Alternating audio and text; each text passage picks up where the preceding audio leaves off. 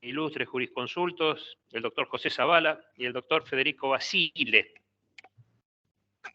que no lo estoy viendo ahí a Federico, pero seguramente debe estar. Bueno, José, buenas tardes. ¿Cómo te va? Tenemos el tema de gestión de accidentes, está ¿no? copiado abajo. Y enfermedades inculpables. Es el mismo. Exactamente.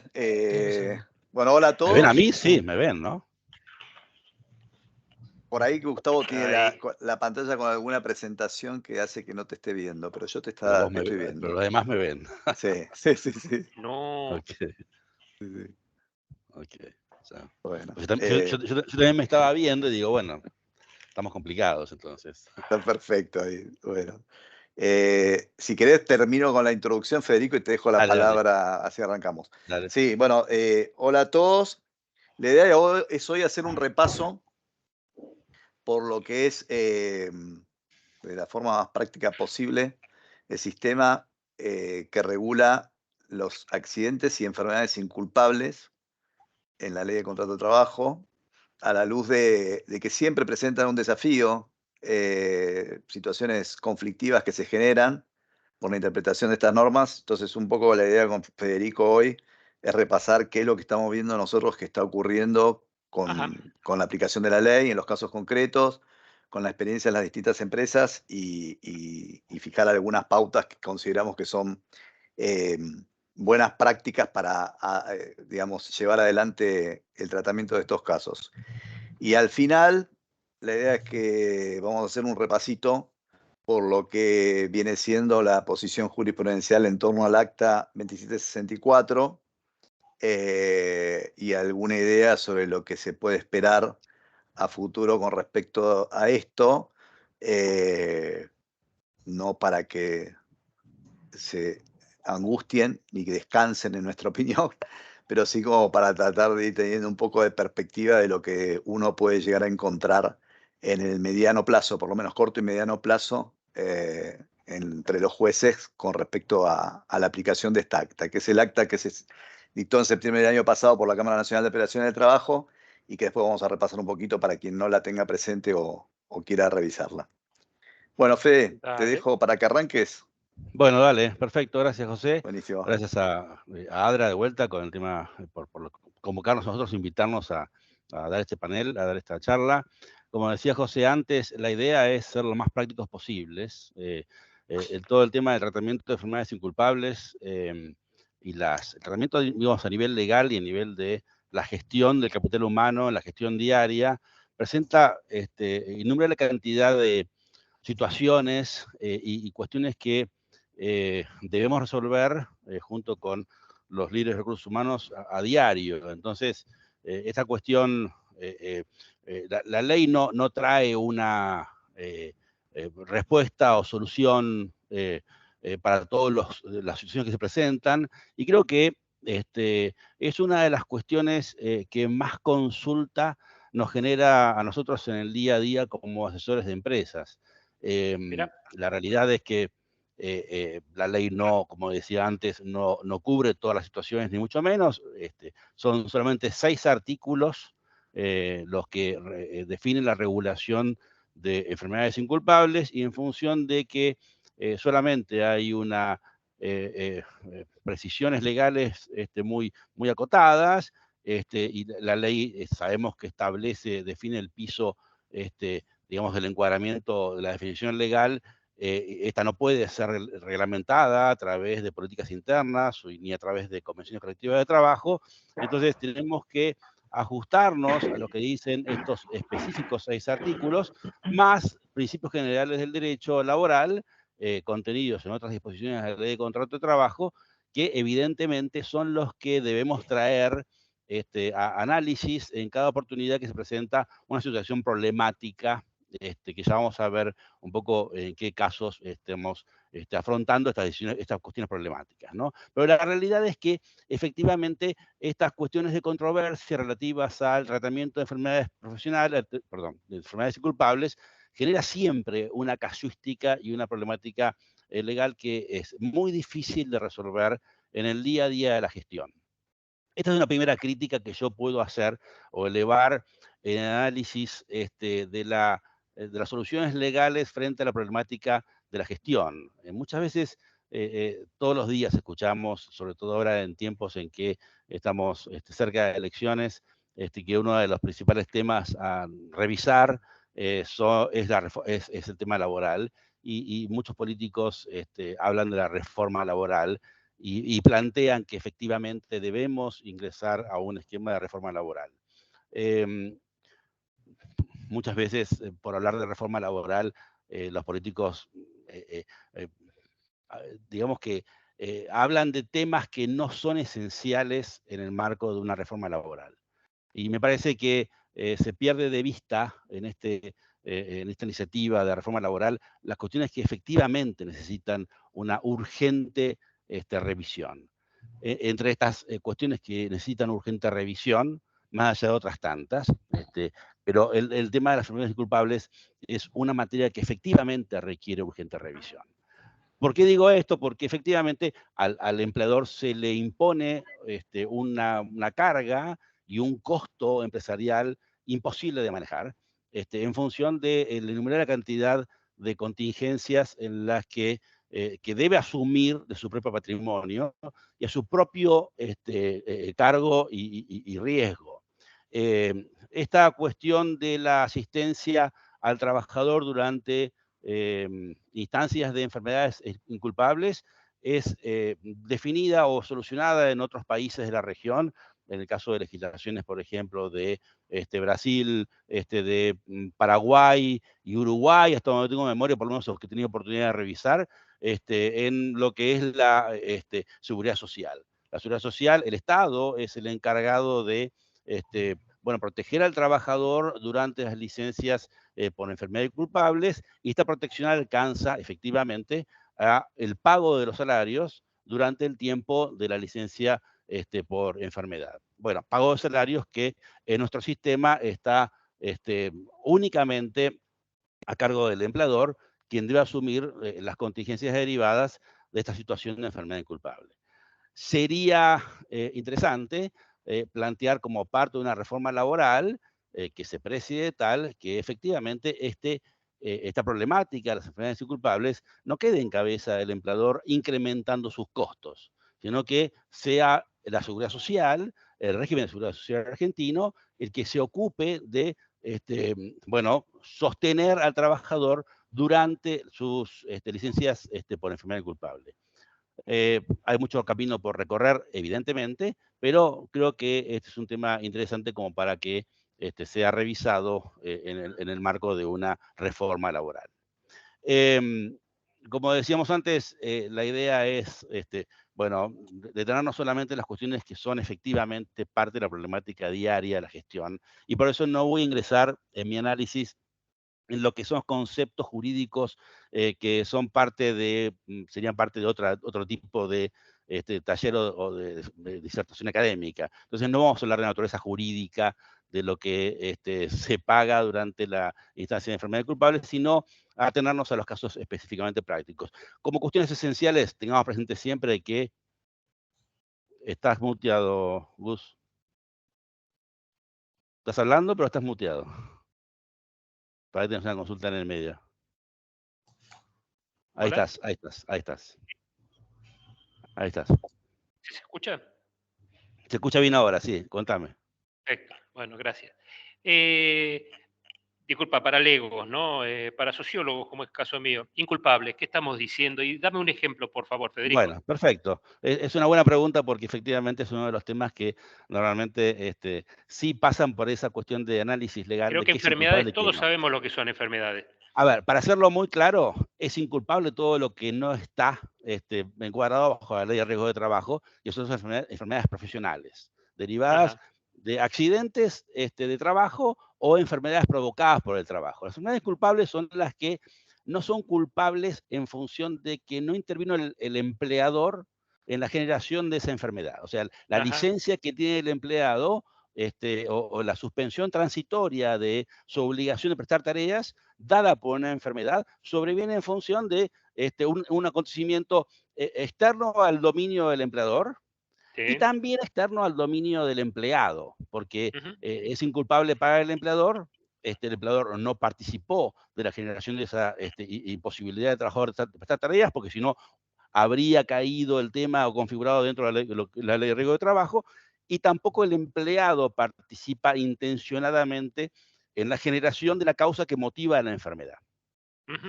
Eh, a ver, nadie se autoinflige en principio un daño, pero solamente el caso, y jurisprudencialmente también se ha hablado bastante del tema de el intento de suicidio, por ejemplo, ciertas cuestiones o una enfermedad derivada de una operación estética, de una cirugía estética. En Sí. principio, todas son enfermedades inculpables, salvo que haya una demostración muy fehaciente de que el trabajador efectivamente ha tenido y la intención de dañarse para provocar una enfermedad. Bueno, Ok. eh, a ver, sería inculpable el caso de la militante de izquierda que en Ay, que se Jujuy golpeó la se cabeza contra la autolesionó, camioneta, sí. ¿no? Contra Sí, la ventanilla de un auto. Pero perfecto. salvo que haya una prueba fehaciente, en principio son enfermedades inculpables aquellas que no ingresan dentro del marco de la ley de riesgo de trabajo. Ujú. Entonces, presentada la enfermedad inculpable, el empleador tiene la obligación de mantener el contrato de trabajo y seguir pagando la remuneración. Esa era la primera observación o sugerencia, digamos, para una reforma laboral, de pagar el salario durante los tiempos Claro. de duración de la enfermedad inculpable, o de la suspensión del contrato de trabajo, de la prestación, como derivación de la enfermedad del trabajador. Ujú. Los tiempos de licencia por enfermedad culpable son de entre 3 a 12 meses, dependiendo de la antigüedad del trabajador y la existencia o no de carga de familia. Acá tenemos que detenernos un segundito para explicar el problema de esta multiplicación por 2 de los periodos mínimos o máximos de enfermedades o de licencias por enfermedad culpable. De Ujú. vuelta, menor de 5 años de antigüedad, el trabajador tiene derecho a 3 meses de licencia paga por enfermedad culpable. Los 3 Muy meses de bien. licencia paga por enfermedad culpable se duplica y queda en 6 meses si el trabajador tiene carga de familia. En caso de que el trabajador tenga más de 5 años de antigüedad, la licencia por enfermedad inculpable, paga por enfermedad inculpable, va a durar 6 meses y se duplica a 12 en caso de tener carga de familia. ¿Qué Ujú. es carga de familia? Es una cuestión que normalmente ha traído alguna, o pero trae, normalmente es motivo de consulta. Siempre frente a una licencia por enfermedad inculpable, lo primero que pregunta el encargado de recursos humanos o el gerente de legales es, en este caso puntual, ¿debo yo multiplicar por 2? Bueno, para definir una respuesta, lo más sencillo es acudir al régimen de obras sociales, más que a un criterio restrictivo que se había sostenido en alguna oportunidad relativo al tema de asignaciones familiares, solamente tenían derecho a duplicar su licencia por enfermedad en función de carga de familia aquellos que percibieran una asignación familiar. Este criterio ha sido dejado sin efecto a partir de la sanción de la ley de asociaciones familiares, porque traía mucha injusticia, digamos, respecto de quienes por su remuneración no cobraban la asignación familiar. Entonces, el concepto básico Ok. elemental que tenemos que tener presente en carga de familia es el tema de el grupo primario, digamos, cubierto por el régimen de obras sociales. Básicamente, son aquellos casos en los que el trabajador tiene carga de familia en función de ser responsable de la manutención familiar. Cónyuge, hijos menores hasta los 21 años, si tienen estudios, va hasta los 25, bueno, conviviente a cargo de Un el cuñado vago, por titular, ejemplo. o una persona que está dentro de la familia, digamos que se le da el trato familiar. Entonces, Muy bien. el concepto básicamente recae en esos principios para tener el derecho a la extensión del periodo inicial en función de la antigüedad. ¿Sí? Este es el punto central relativo al tema carga de Siempre el familia. mínimo son 3 meses, ¿no? El mínimo son 3 meses, Y el efectivamente. máximo que puede llegar a tener es 1 año. 12 meses. Después, José va a ampliar un poco sobre qué pasa cuando se cumplen los mínimos o los pasos máximos de licencia pagada por enfermedad culpable en lo que es la reincorporación del trabajador a su puesto de trabajo. ¿Qué pasa cuando una persona puede tener derecho a incrementar su lapso mínimo o máximo de licencia pagada por enfermedad por una, digamos, por cumplir durante el lapso más de 5 años, o qué pasa cuando durante el lapso de licencia paga por enfermedad culpable tiene cargas de familia. Por ejemplo, tenemos una persona que durante el plazo inicial, que tenía 3 meses, tiene un hijo, eventualmente. Sí.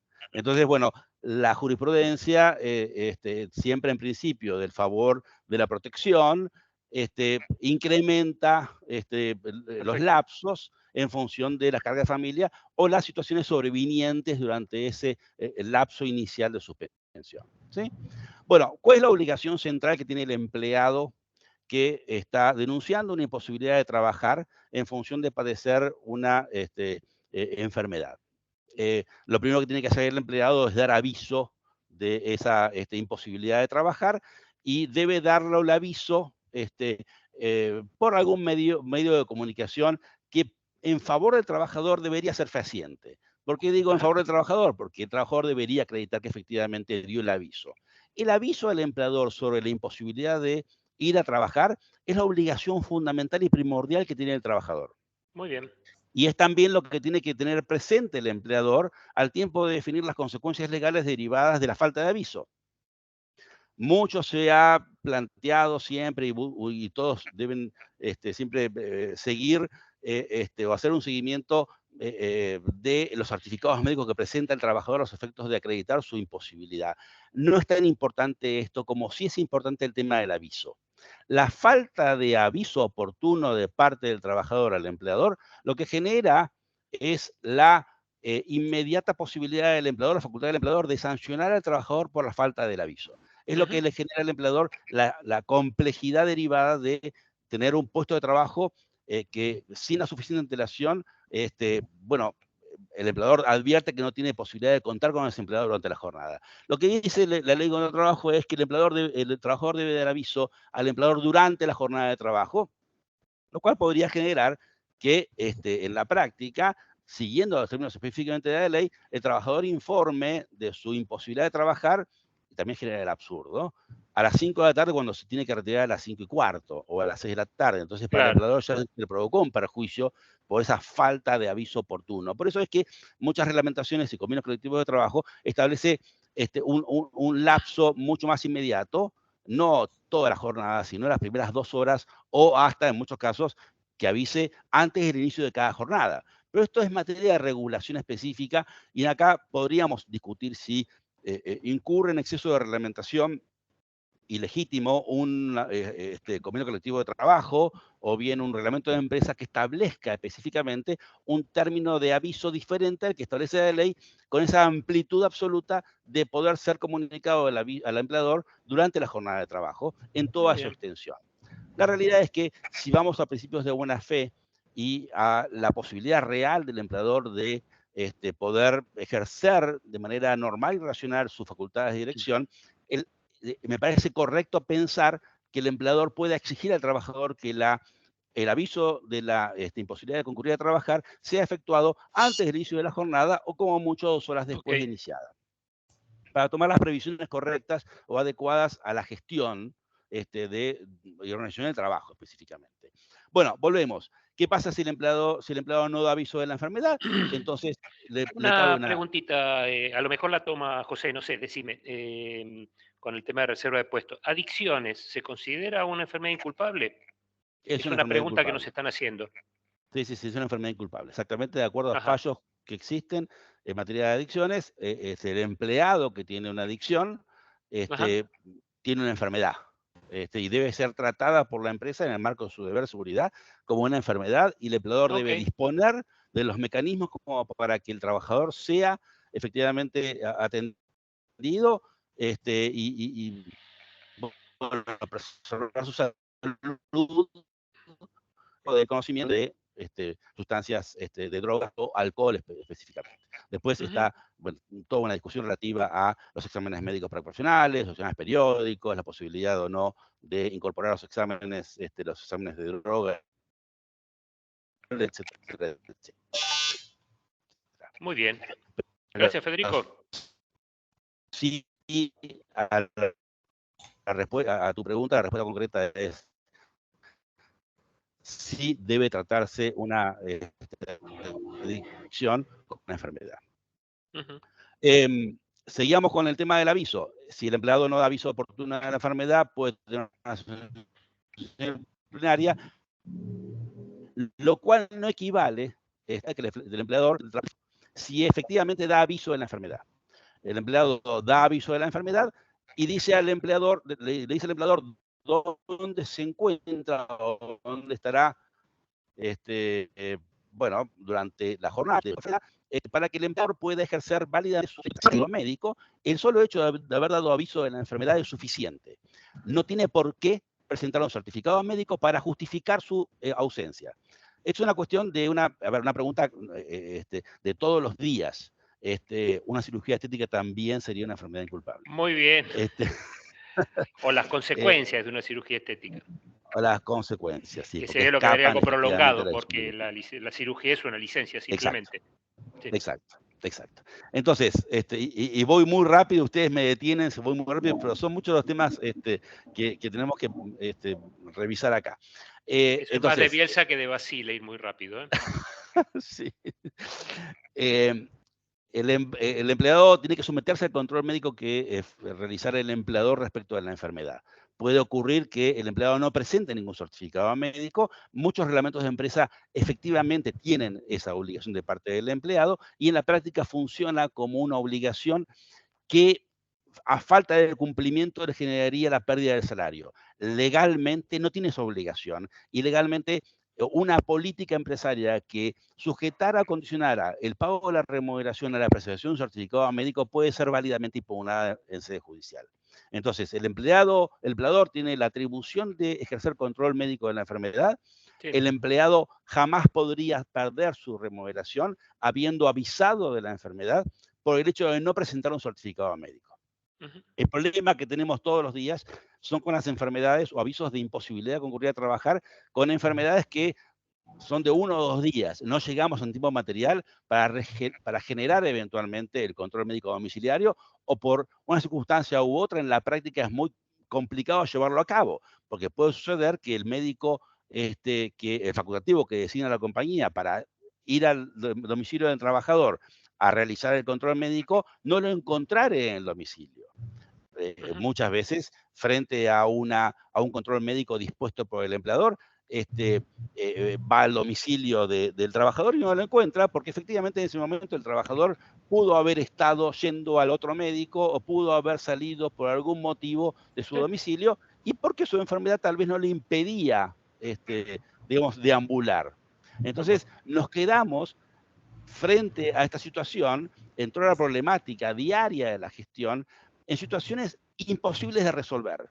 No digo difíciles de resolver, digo imposibles de resolver. Porque efectivamente en el día a día de la consulta advertimos, y lo vengo advirtiendo hace 30 años, que hay situaciones que son imposibles de resolver, hay situaciones que la única solución legal, o el único consejo legal que puedo dar es: lamento mucho, esto funciona de esta manera, y hasta que la ley no sea reformada y esto no pase a control estatal o a definición de seguridad social, no hay remedio legal que podamos ofrecer. El trabajador presenta un certificado de trabajo, la empresa dispone su control médico domiciliario, la empresa puede, a través de un facultativo que designa, generar una divergencia entre certificados médicos. Sí. Esa divergencia entre certificados médicos expone a una situación de conflicto constante, continua, que tampoco puede resolverse fácilmente. ¿Por qué? Porque frente a la divergencia de certificados médicos va a regir en la apreciación judicial frente al conflicto un indubio pro operario, claro. Una solución que en caso de duda va a privilegiar los derechos del trabajador.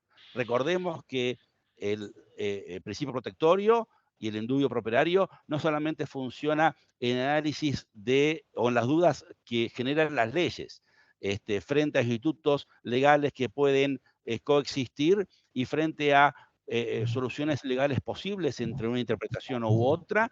No solamente hay un indubio pro operario en materia de análisis legal, sino también en análisis probatorio. Entonces, si yo frente a la justicia acompaño certificados médicos divergentes, uno del empleado que dice que está enfermo y que no puede trabajar, y otro del empleador que dice que aunque estuviera enfermo puede trabajar o no está enfermo, el juez se va a inclinar en beneficio del trabajador. Va a fallar en favor del trabajador y no del empleador. ¿Cómo se soluciona esto? Con una junta médica. Las juntas médicas son viables, en principio no. La realidad y la experiencia me demuestran que es muy difícil conseguir una junta médica en tiempo oportuno, porque o bien no están, en sede judicial obviamente no están conformadas, Ministerio de Trabajo a nivel nacional tampoco tiene una conformación de junta médica. La Ciudad de Buenos Aires tiene un esquema de junta médica que funciona, tal vez para mí, en mi experiencia, un poco lento, porque no resuelve las situaciones de enfermedades inculpables o de suspensiones por enfermedad culpable de un mes, sino que requiere más tiempo para definir el dictamen médico. En provincia de Buenos Aires hay algún atisbo de funcionamiento, pero bueno, también tenemos que pensar que la Junta Médica puede realmente, finalmente, ponerse digamos, en favor del empleado, y en función de eso, aun cuando vayamos a requerir un facultativo imparcial a través de una Junta Médica, no logremos el fin propuesto y tengamos que, sostener o aceptar lo que la imposibilidad de trabajar y la continuidad de la licencia médica paga por enfermedad.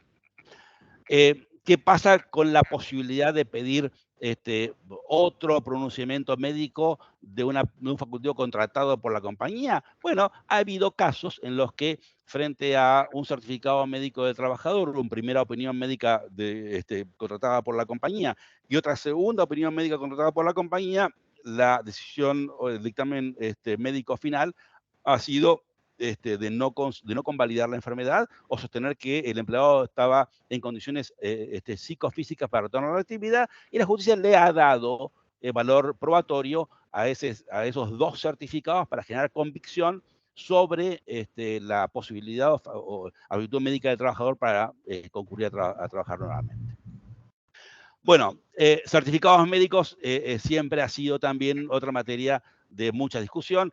¿Qué requisitos debe contener el certificado médico? Siempre hemos tratado, eventualmente, cuando la compañía considera que el trabajador está fraguando su enfermedad, planteando, bueno, que el certificado médico que acompaña al trabajador no reúne los requisitos necesarios como para fundamentar sólidamente su denunciada imposibilidad de trabajar. La realidad es que todas estas argumentaciones son normalmente manotazo de ahogado, normalmente no tienen un fundamento científico, jurídico científico correcto, porque, bueno, los certificados médicos que tienen una sello, la firma del médico tratante, más su identificación de matrícula, que tienen una definición de diagnóstico y prescripción médica de reposo laboral, es suficiente como para sostener que el certificado médico cumple los requerimientos, no diría médico-científicos, sino legales, como para ser un instrumento válido o hábil para fundamentar sólidamente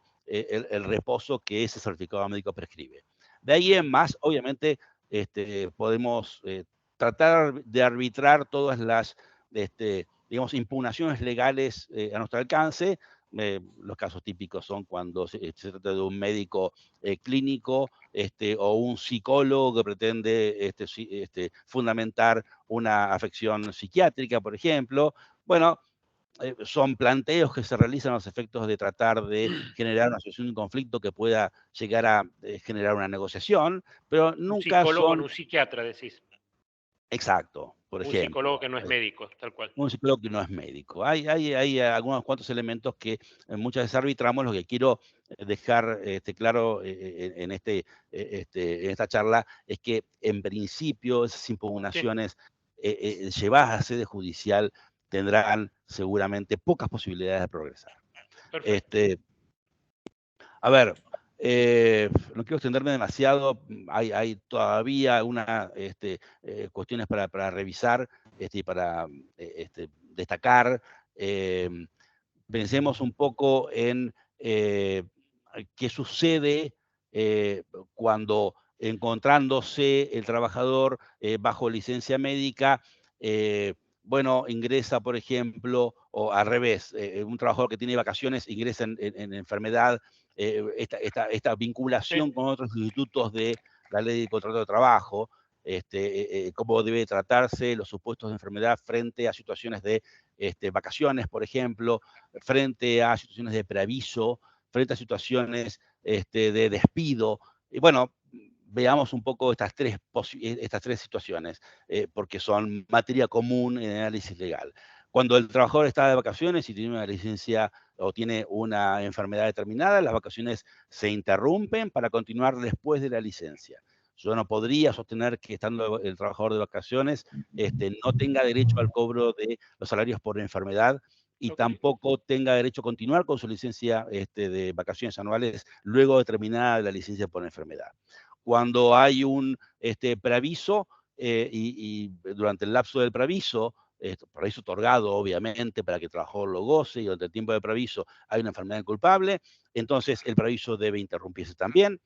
Cuando hay una enfermedad inculpable y el empleador decide despedir al trabajador, entonces ese despido se tiene por no realizado y en función de eso el trabajador debe continuar, tiene derecho a continuar su licencia paga por enfermedad inculpable hasta tanto termine esa licencia.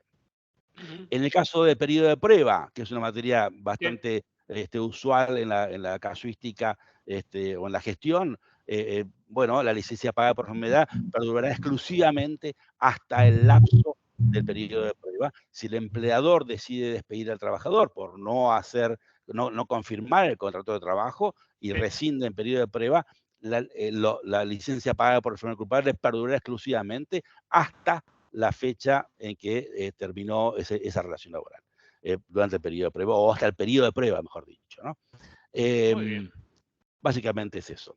Pero, como decíamos antes, hay muchos temas de consulta en el día a día de la gestión. Entonces, prefiero dejarnos más tiempo para responder consultas en esta charla que continuar tratando de abarcar lo más posible en el análisis.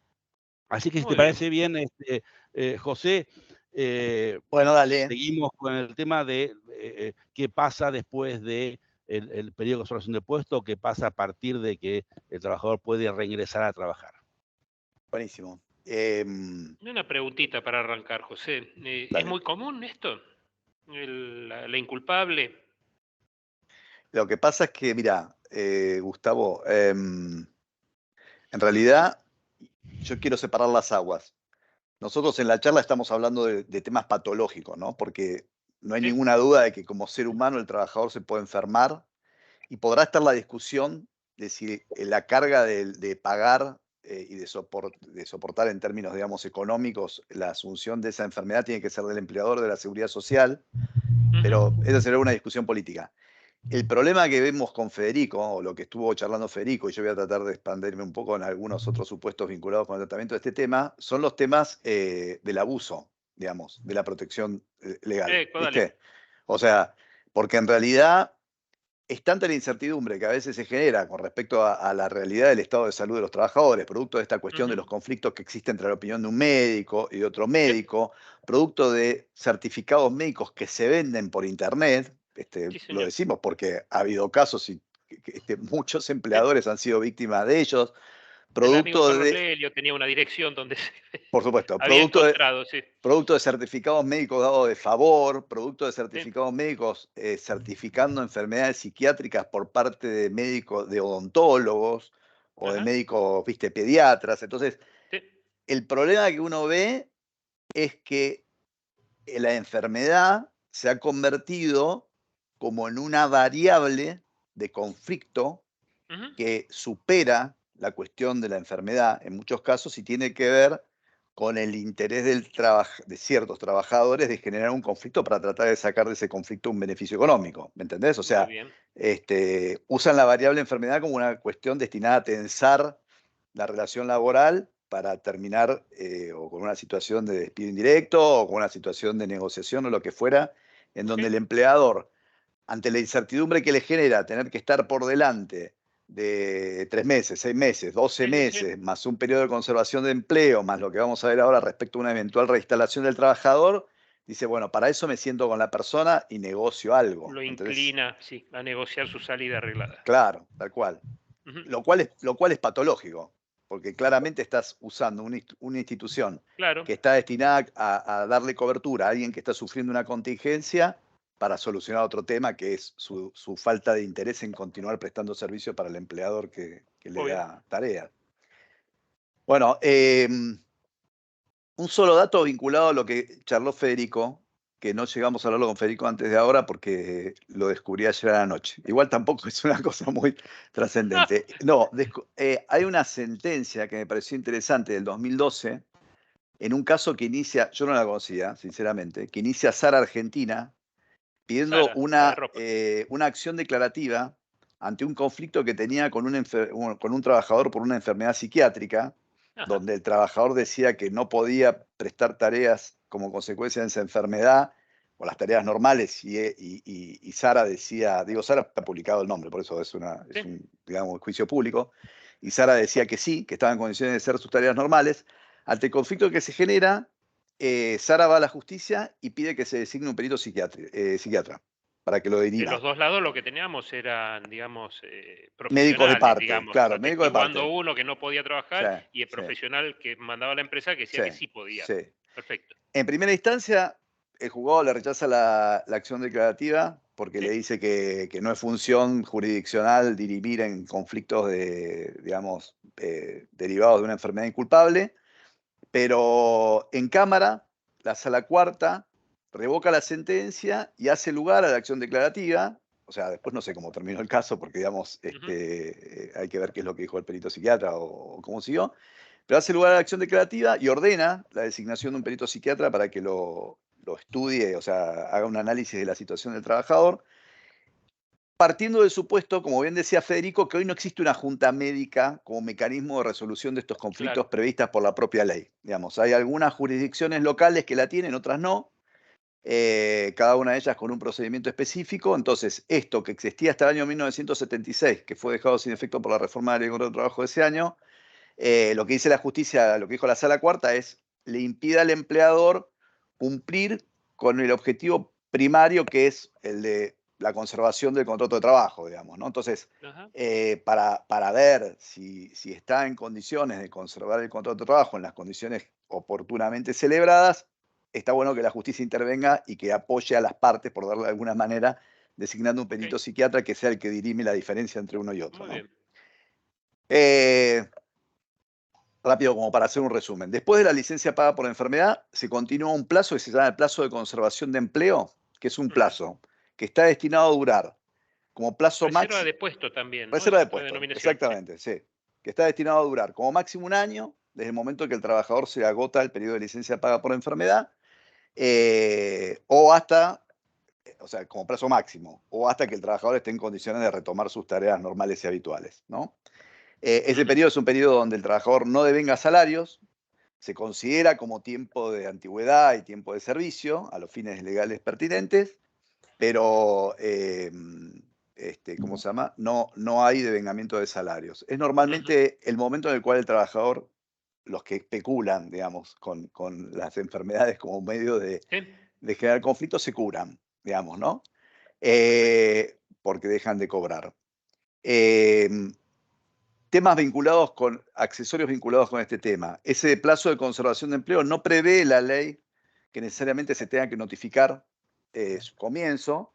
Nosotros solimos sugerirnos como para darle una fecha cierta, Ujú. porque muchas veces lo que termina sucediendo es que, digamos, a veces se retrasa el comienzo del plazo, entonces, Claro. porque no sé, porque la empresa espera unos días más a ver si la persona se reincorpora o no. Entonces, Sí. como para darle fecha cierta al comienzo del plazo de conservación de empleo, y finalizado el mismo, la relación se mantiene vigente hasta tanto una de las partes manifiesta su voluntad de extinguirla. En el caso del empleador, sin obligación indemnizatoria. ¿Está? Sí. Pero digamos, lo que hay que tener presente es que no se extingue la relación en forma automática finalizado el plazo, sino que la parte tiene que comunicar expresamente su voluntad de rescindirla. Ujú. Normalmente en estos casos el empleado. Eh, ¿Qué pasa con aquel trabajador que producto de un accidente o enfermedad inculpable sufre una disminución de sus facultades laborativas? O sea, que no podría volver a realizar sus tareas, o no puede volver a realizar sus tareas en las condiciones en que la realizaba antes de sufrir este accidente o enfermedad. Bueno, este tema está tratado por el artículo 212, y la verdad que la lectura que uno hace del artículo 212 es una lectura bastante clara. Digamos, o sea, uno la ve y parece bastante clara, porque en principio lo que dice es que esto, la ley habla de si se verifica durante el periodo de conservación de empleo, ya hay jurisprudencia que dice que no es necesario que el trabajador ingrese en el periodo de reserva de puesto para que esta norma se aplique si la disminución del trabajador de sus aptitudes laborativas es definitiva. Condiciona la ley la aplicación del artículo 212 a que la incapacidad del trabajador sea definitiva, y dice que esa incapacidad definitiva puede tener dos características. Puede ser parcial. ¿Qué significa que sea parcial? Que el trabajador no puede volver a hacer las tareas que realizaba antes, pero tiene una capacidad residual que le permitiría realizar otras tareas. Sí, señor. ¿Okay? Entonces, en ese caso, lo que dice la ley es que el empleador en primera instancia tiene que darle la posibilidad al trabajador de que realice estas tareas diferenciales que le permitan mantener el contrato de trabajo, ¿cómo se llama? Con el cobro de su salario. O sea, lo que dice es, ¿cómo se llama? Lo tiene que hacer sin disminución de su remuneración. Si no puede cumplir con esta obligación por causas que no le fueran imputables al empleador, ahora vamos a ver un poquito lo que dijeron los jueces con respecto a esto, la relación se extingue y le tiene que abonar una indemnización equivalente al 50% de la indemnización por antigüedad, la cual se transforma en una indemnización equivalente al 100% de la indemnización por antigüedad si, estando en condiciones el empleador de darle estas tareas que podría realizar con su capacidad residual, no lo hace. ¿Okay? No le asigna estas tareas compatibles. Ahora, a su vez, esa incapacidad definitiva puede ser absoluta. ¿Qué significa absoluta? Que el trabajador no está en condiciones de realizar aquellas tareas para las cuales fue contratada, ni ninguna otra tarea, ¿okay? En relación, digamos, que pueda ser derivada de la capacidad que le podría haber quedado. La remanente, sí. La remanente, exactamente. En ese caso, la relación se extingue y el trabajador tiene derecho a cobrar una indemnización equivalente al artículo 245 de la LST, o sea, la indemnización por antigüedad. Para que esto ocurra, en cualquiera de los dos casos... Y queda habilitado para tramitar una jubilación por invalidez. O no, digamos. O no.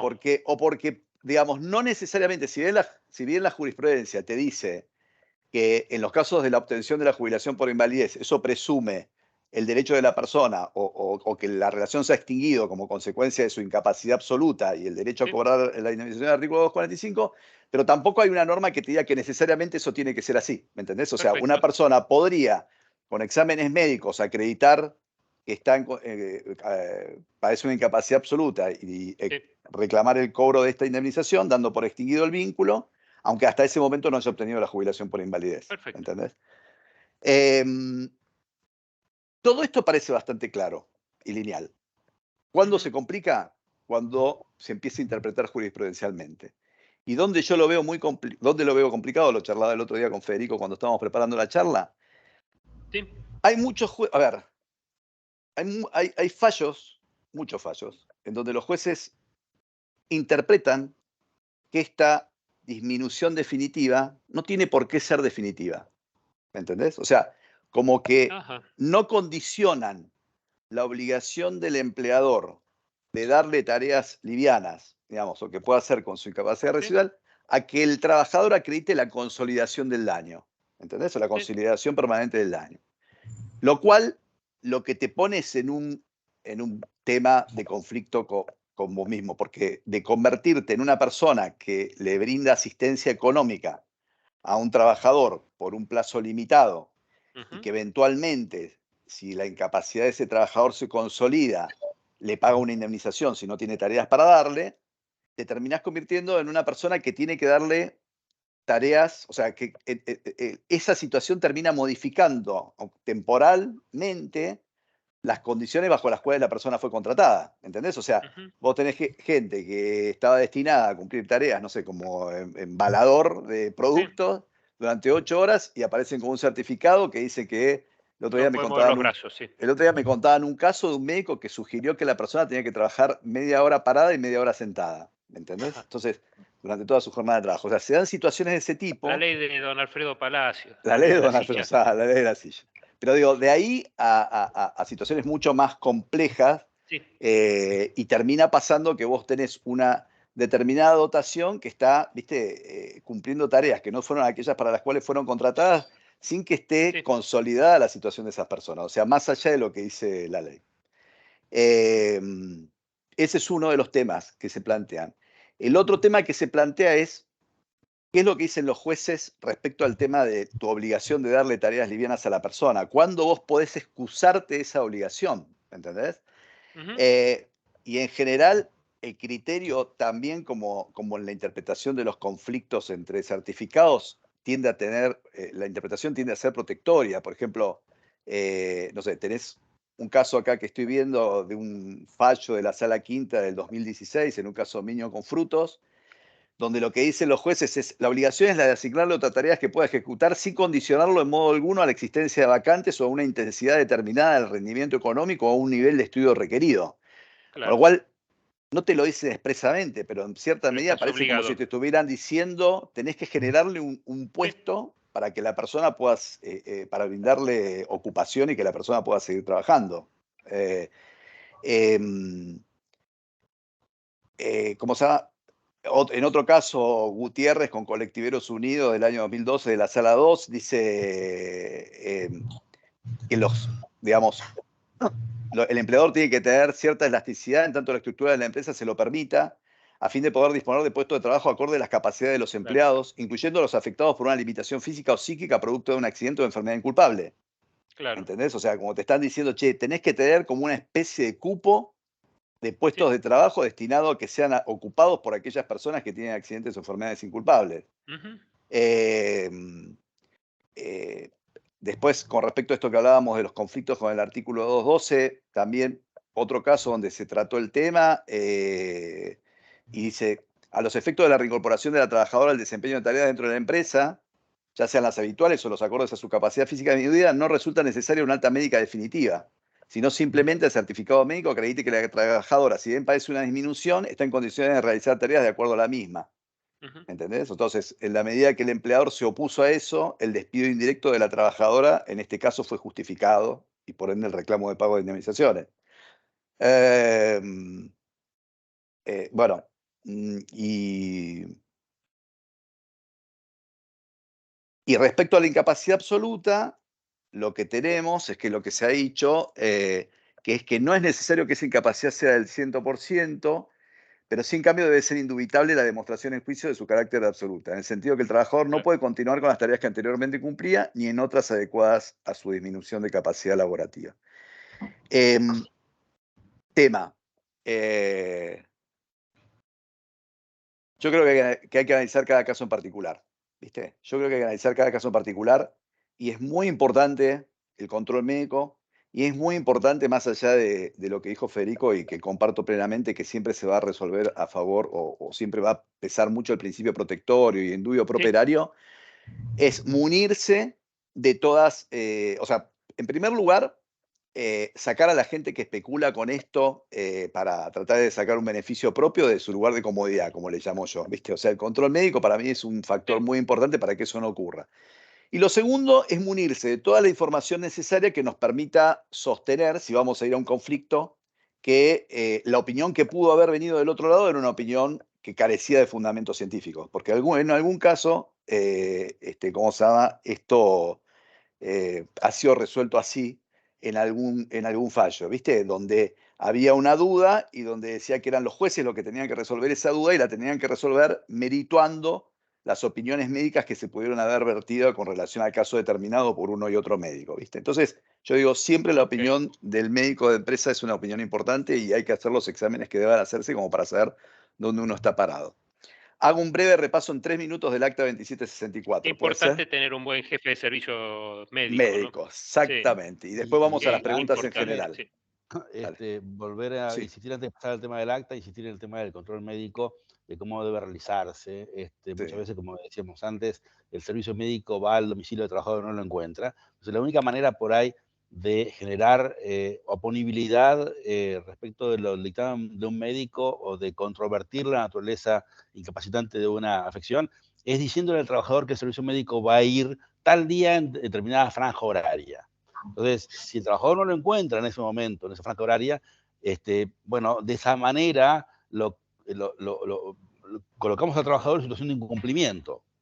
El incumplimiento o sometimiento de control ha sido definido por la jurisprudencia como un incumplimiento de cierta gravedad, no sé si relevante por único supuesto o por solo un hecho de incumplimiento al despido con causa, pero no hay mejor manera de sostener frente a una situación, como decía José, en la que pensamos que el trabajador está manipulando su enfermedad, de colocarlo en situación de inferioridad a nivel del litigio, de decirle, el médico va a ir en determinada franja horaria en tal día, con una franja horaria bastante amplia, de modo tal de que en caso de que no se someta al control médico, efectivamente quede en situación de incumplimiento que permita al empleador arbitrar una sanción disciplinaria.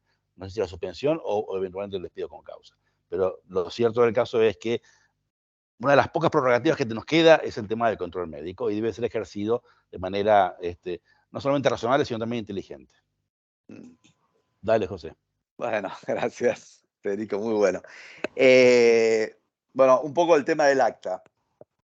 Yo creo que todos más o menos ya saben y están sufriendo las consecuencias de la aplicación del acta 2764 de la Cámara Nacional de Apelaciones de Trabajo a aquellos juicios en trámite por ante la Justicia Nacional del Trabajo, ¿no? Me parece que ese es un tema más o menos conocido. De hecho, nosotros, si mal no recuerdo, el año pasado en uno de los últimos spots o a principios de este año, algo mencionamos respecto a esto o nos referimos respecto a esto. ¿Cómo estamos hoy con respecto a este tema? Hago un breve repaso. Lo que pasó en la Justicia Nacional del Trabajo es que en septiembre del año pasado los jueces se juntaron a través de una resolución que no fue unánime, sino que tuvo bastantes divergencias, y plantearon que lo que se venía aplicando en materia de tasas para actualizar los juicios en trámite era insuficiente frente a lo que era la depreciación del valor de los créditos de los trabajadores a lo largo del tiempo, y dijeron que la forma de reconstruir esa depreciación o de morigerar o de evitar esa depreciación era capitalizando los intereses aplicables. ¿Ok? ¿Qué significa capitalizar? Es muy sencillo, pero más o menos todos sabemos, es calcular el interés sobre el capital y en un determinado momento, que se determinó que la primera instancia era en el momento de la notificación de traslado de la demanda, esos intereses se sumen al capital y a partir de ese momento estableció esta acta, ese mismo mecanismo se realiza una vez por año. ¿Ok? O sea, si yo tengo una demanda, un crédito, perdón, generado en marzo del 2017 y tengo una demanda notificada en septiembre de 2019, se van a aplicar los intereses hasta septiembre de 2019, se van a sumar al capital y a partir de ese momento, septiembre de 2020, septiembre de 2021, septiembre de 2022, hasta el momento de la liquidación de lo que podría llegar a ser una sentencia, la sentencia de ese caso, los intereses se van a ir capitalizando. ¿Qué pasó con la Cámara Nacional de Apelaciones del Trabajo y los conflictos internos que hubo? Bueno, a la fecha, las posiciones son mayoritariamente a favor de la aplicación del acta 2764, con algunas particularidades. Por ejemplo, en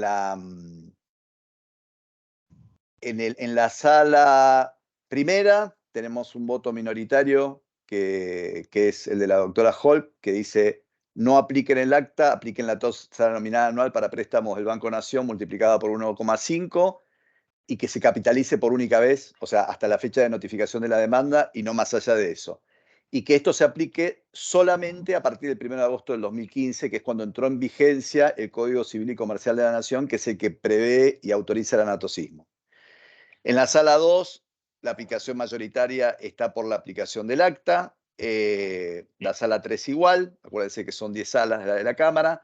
La sala 4 lo mismo, con una advertencia a los jueces que si en el momento de aplicar la capitalización se ve un incremento desmesurado del monto, digamos, de condena, el juez puede reducir los intereses y establecen como parámetro para esa reducción el capital histórico ajustado por el índice de precio al consumidor con una tasa pura de interés anual del 6%, que era un poco el sistema de actualización que se utilizaba antes de la convertibilidad de abril del 91, que fue la que prohibió indexar. Una cosa semejante prevé la sala, ya les voy a decir, la sala novena, en donde lo que modifican, en vez de hacer IPC más un 6% de interés, hablan de un ajuste, si es desproporcionado el incremento, por el RIPTE más una tasa anual del 7%. Y esto es un poco la posición de los jueces hasta ahora de Cámara. O sea, salvo la sala 9, donde la mayoría considera, perdón, la sala 8, donde la mayoría considera que la capitalización se tendría que hacer una sola vez, hasta el momento de la notificación de la demanda, y después los intereses habría que aplicarlos sin capitalización. En el resto de las salas se está por la capitalización anual.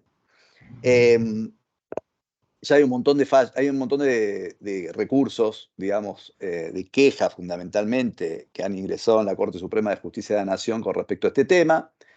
Se espera que la Corte Suprema en algún momento trate estos recursos, o alguno de ellos, como para sentar jurisprudencia. La posición, la Corte hace relativamente poco, en marzo de este año, en un caso que no era laboral, lo que hizo mucho hincapié es que la capitalización que se pueda llegar a aplicar de intereses no debería suponer un incremento que exceda el costo medio del dinero para deudores en operaciones similares en el lugar donde se contrajo la obligación, como parámetro para medirlo. No dice que es el costo medio del dinero, pero esto es digamos, como que morigera la aplicación del anatocismo. Yo creo que acá lo que va a pasar es, y esto es una opinión mía, no sé si la comparte Federico, que no sé si va a haber una revisión muy significativa del acta, lamentablemente. Cuando uno empieza a sacar cuentas de lo que pueden llegar a ser parámetros alternativos, o sea, porque ¿de dónde partió la Cámara? La Cámara partió de decir, señores, los intereses que se están aplicando hasta ahora compensan parte del deterioro del ingreso. No permiten reconstruir el valor del crédito que el trabajador se vio privado de gozar en el momento que se lo tendría que haber pagado. Para decirlo en criollo, si la persona recibía la indemnización por antigüedad cuando vos lo despediste, la persona podría haber tenido eso, haberlo utilizado para una inversión o lo que fuera, que le hubiera mantenido el valor de eso, y aparte esa inversión le hubiera generado un rinde que hubiera compensado el interés compensatorio que vos no le pagaste, o sea, que se vio privado de gozar y que es el que en este momento te estamos condenando, antes del acta. Entonces, con el acta ellos dicen, nosotros lo que cumplimos con el acta es reconstruimos el valor del crédito y a su vez mantenemos los intereses compensatorios sobre ese valor del crédito. Perdonen, a ver, porque ahí hay que abrir el micrófono. Sí. Aide, ¿podremos silenciar los micrófonos? Y también les pido...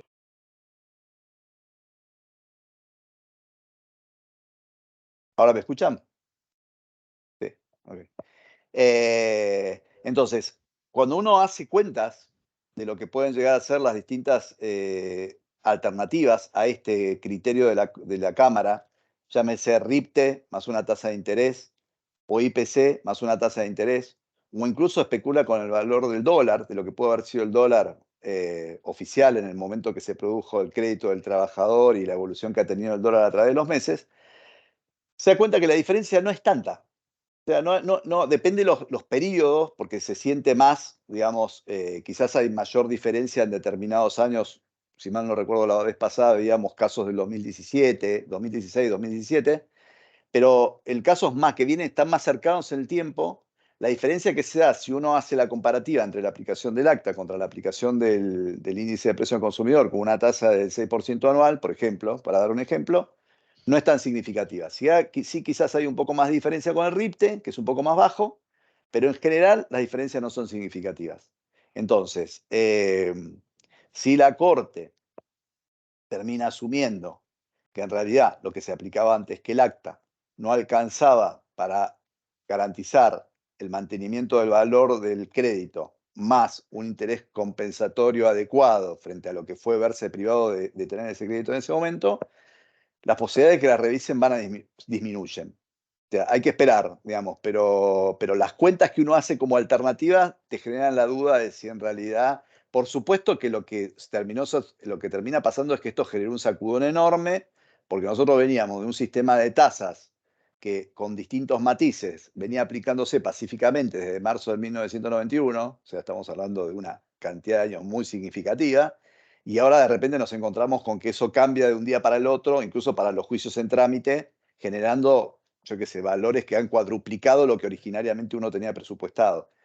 Ojalá que me equivoque y ojalá que haya una solución intermedia entre lo que ocurría antes y lo que ocurre ahora. Pero si uno saca cuentas y efectúa comparaciones, se da cuenta que va a ser difícil encontrar un punto de equilibrio. Ese es mi temor.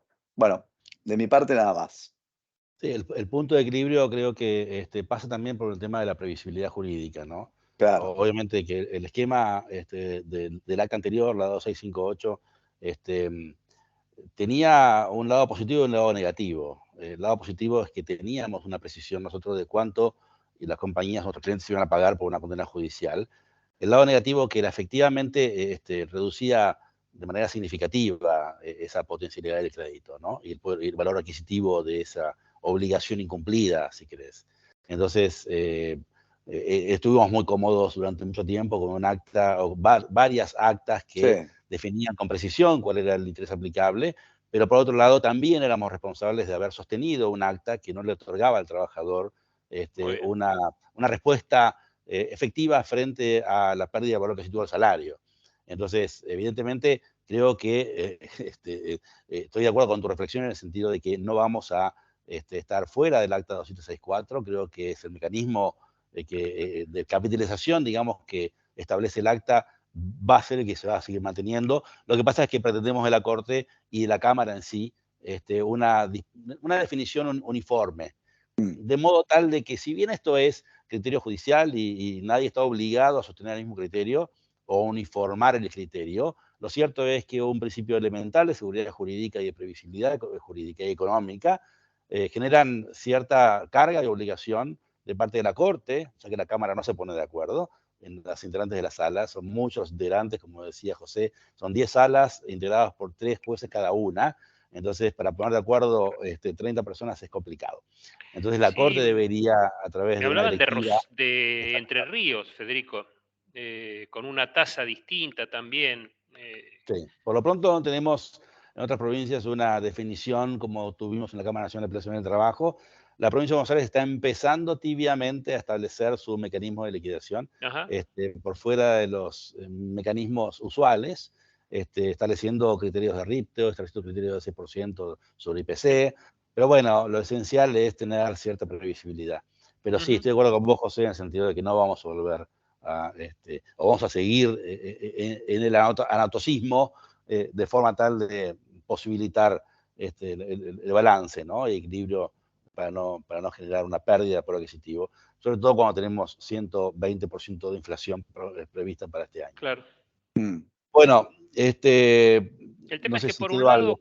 lado digamos, por un lado se perjudica a la empresa o se perjudica al trabajador, ¿no? Y por un tema de la lentitud de los procesos, ¿no? Claro, por supuesto. Porque si Es, fueran expeditivos, no, si se tuviera, digamos, en consideración esto, ninguna de las dos partes saldría lesionada, o sería mucho más fácil de subsanar el inconveniente, ¿no? Lo Seguro. que te pasa ahora, Gustavo, es que muchas veces, en muchos casos, vos levantás el teléfono para hablar con el abogado de la parte actora para considerar un juicio y te dice no me interesa.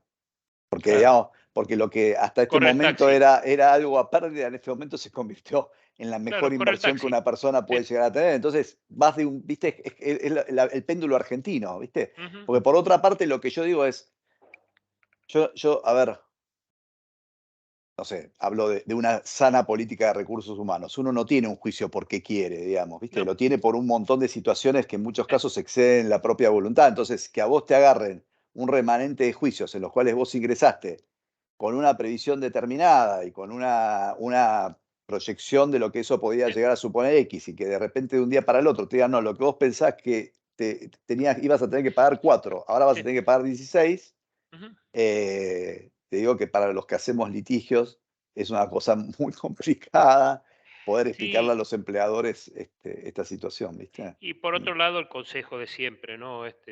Como era, siempre es mejor llegar a algún arreglo, ¿no? Para evitar este tipo de prolongaciones y azares, ¿no? Imponderables respecto de la Sí. actualización. Lo que Pero pasa es que el tema lo que tiene pasa es ver que en el con esto, remanente digamos, la de casos, lentitud de la justicia. Sí, sí, sí. tremendamente. En el remanente de casos, en los que están dando trámite, que son aquellos los que están en trámite, y quizás los que son más antiguos, ahora se te hace muy difícil, ¿viste? Porque vos agarrás y decís, lo que yo te digo, llamás al abogado y el abogado te dice, ¿y sabes qué pasa? Yo tenía previsto que podía llegar a ganar un juicio de 4 millones y hoy la expectativa mía es que puedo llegar a ganar un juicio de 20. Obvio, claro, ¿Viste? sí, lo Y entiendo. no tengo apuro y mi cliente tampoco.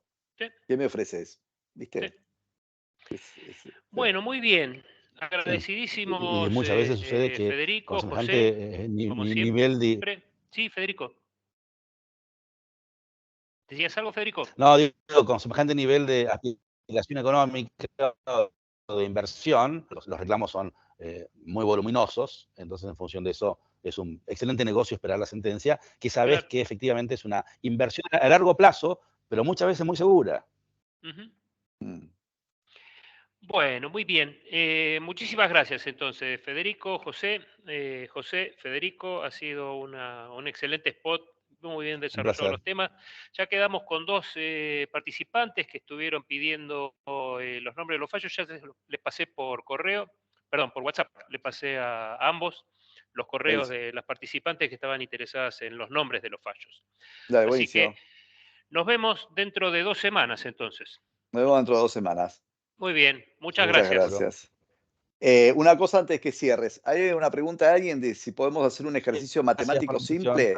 Sí. No tengo problema que me escriba y yo le paso algo. Mi mail es zavala con z y b larga @amzabogados.com.ar. Zavala. Lo escribo yo, perdona. No, está bien. No, si puedo escribir, todavía puedo escribir, espera. Ahí está, Bueno, listo. ahí se nos prolongó un poquitito. Te puse el chat. Muchas gracias. Ningún problema. Muy interesante todo. Muchas gracias y nos vemos entonces en 15 días. Gracias, nos vemos. Nos vemos. Buenas tardes, buena semana. Chau, chau. Gracias. Adiós. Adiós. Chau, chau.